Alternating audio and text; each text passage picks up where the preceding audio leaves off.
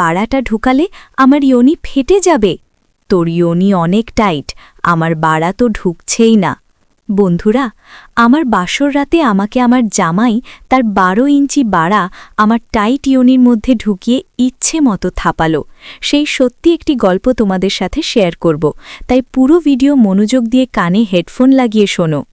আমার নাম অনামিকা। সেদিনটা এখনও খুব স্পষ্ট মনে আছে। আমাদের বাড়িতে বিয়ের সম্বন্ধ দেখতে এসেছিল ওরা।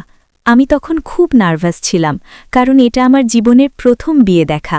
মা বলেছিল স্বাভাবিক থাকবি, কিন্তু ভেতরে ভেতরে আমার হৃদয়টা অদ্ভুতভাবে কাঁপছিল। আমি সাদা শাড়ি পরে হালকা কাজল দিয়ে বসেছিলাম।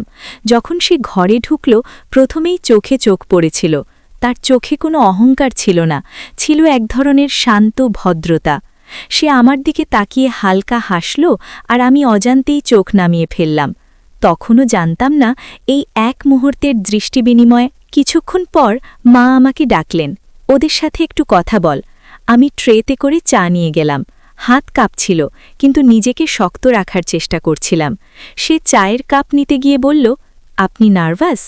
আমি অবাক হয়ে তার দিকে তাকালাম। এমন সরাসরি প্রশ্ন আশা করিনি। আমি হালকা হেসে বললাম, হ্যাঁ একটু। সে বলল, আমিও। সেই কথাটুকুতেই যেন বরফ গলে গেল। আমরা পড়াশোনা, কাজ, পছন্দের বই, এই সব সাধারণ বিষয়ে কথা বললাম, কিন্তু প্রতিটা কথার মাঝেই ছিল এক ধরনের অদৃশ্য টান। আমি লক্ষ্য করছিলাম সে খুব মন দিয়ে আমার কথা শুনছে। এমন মনোযোগ ওরা চলে যাওয়ার পর আমি নিজের ঘরে এসে অনেকক্ষণ চুপচাপ বসেছিলাম। বারবার তার কথাগুলো মনে পড়ছিল। কেন জানি মনে হচ্ছিল সে অন্যদের মতো নয়, সাধারণ হলেও তার মধ্যে একটা গভীরতা ছিল। আমি আয়নার সামনে দাঁড়িয়ে নিজেকে প্রশ্ন করছিলাম, অনামিকা, তুই কি সত্যিই ওকে পছন্দ করছিস? উত্তরটা সহজ ছিল না, কারণ এটা তো মাত্র প্রথম দেখা। তবুও হৃদয়ের ভেতর কোথাও যেন এক মিষ্টি উত্তেজনা কাজ করছিল। রাতে ঘুমোতে গেলেও তার মুখটা চোখের সামনে ভাসছিল। আমি বুঝতে পারছিলাম এই অনুভূতিটা শুধু সামাজিক সৌজন্য নয়, এটা ধীরে ধীরে ভালো লাগায় রূপ। কয়েকদিন পর মা জানালেন ওদের পরিবার আমাদের খুব পছন্দ করেছে। সেদিনই সে আমাকে ফোন করল। ফোনের ওপাশে তার কণ্ঠ শুনে আমার বুকটা কেঁপে উঠেছিল। সে খুব ভদ্রভাবে বলল, যদি আপনার আপত্তি না থাকে কথা বলতে চাই। আমি সম্মতি দিলাম। এরপর ধীরে ধীরে আমাদের নিয়মিত কথা হতে লাগল, কখনো ফোনে, কখনো মেসেজে। সে আমার দিনের কথা শুনত, আমার ছোট ছোট অনুভূতিগুলোকে গুরুত্ব দিত। আমি বুঝতে পারছিলাম সে শুধু বিয়ের দায়িত্ব নিতে চায় না, সে আমাকে মানুষ হিসাবে জানতে চায়। তার এই যত্নশীল আচরণ আমাকে ধীরে ধীরে তার দিকে আরও টেনে নিচ্ছিল। সময় যত যাচ্ছিল আমাদের কথোপকথন তত গভীর হচ্ছিল।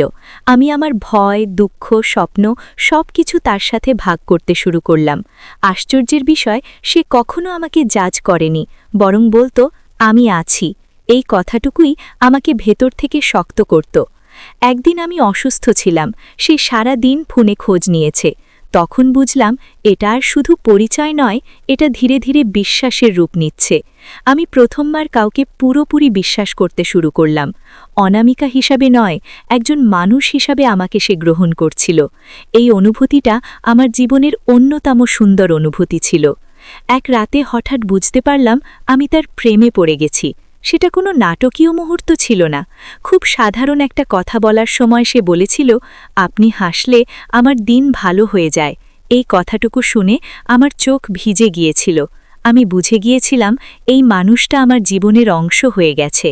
আমি নিজেকে আর অস্বীকার করতে পারিনি। এটা শুধু পছন্দ নয়, এটা গভীর প্রেম। আমি ভয় পাচ্ছিলাম, আবার এক ধরনের অদ্ভুত শান্তিও অনুভব করছিলাম। প্রেম যে এত ধীরে, এত নীরবে আসে, সেটা আমি আগে জানতাম না। আমাদের পরিবার বিয়ের তারিখ ঠিক করল। সবাই খুশি, আমিও খুশি।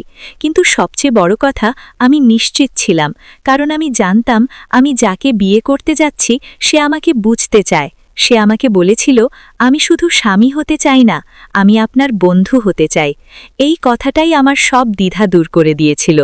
বিয়ের প্রস্তুতির মাঝেও আমরা কথা বলতাম। প্রতিটা কথার শেষে একটা অদ্ভুত আনন্দ থাকত। আমি বুঝতে পারছিলাম এই বিয়ে শুধু সামাজিক চুক্তি নয়, এটা ভালোবাসার সিদ্ধান্ত। বিয়ের দিন আমি লাল শাড়ি পরে আয়নার সামনে দাঁড়িয়েছিলাম। নিজের দিকে তাকিয়ে মনে হচ্ছিল আমি নতুন এক জীবনে পা রাখতে যাচ্ছি।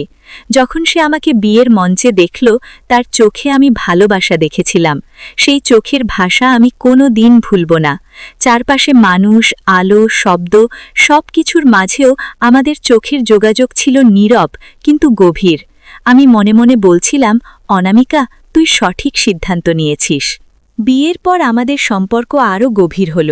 ছোট ছোট বিষয়ে ঝগড়া হতো, আবার ভালোবাসায় সব মিটে যেত। সে আমাকে আগের মতোই সম্মান করত। আমি বুঝতে পারছিলাম প্রেম বিয়ের পর শেষ হয় না, বরং নতুন রূপ নেয়। আমি তার পাশে নিজেকে নিরাপদ, শক্ত এবং ভালোবাসায় ভরা অনুভব করতাম। আমাদের গল্পটা ধীরে বাস্তবভাবে এগোচ্ছিল। আজ পেছনে তাকিয়ে দেখি বিয়ে দেখার সেই প্রথম দিনটা আমার জীবনের মোড় ঘুরিয়ে দিয়েছিল। আমি গর্বের সাথে বলতে পারি, আমি শুধু বিয়ে করিনি, আমি ভালোবাসাকে বেছে নিয়েছি। অনামিকা হিসাবে আমি শিখেছি প্রেম সবসময় হঠাৎ আসে না, কখনো কখনো ধীরে ধীরে বিশ্বাসের হাত ধরে আসে। আর সেই প্রেম যদি সঠিক মানুষের সাথে হয় তাহলে তা আজীবন টিকে যায়। এটাই আমার গল্প, আমাদের গল্প। বন্ধুরা, গল্পটি ভালো লাগলে ভিডিওতে একটি লাইক আর চ্যানেলটি সাবস্ক্রাইব করে রাখবেন এমন মজার গল্প শোনার জন্য।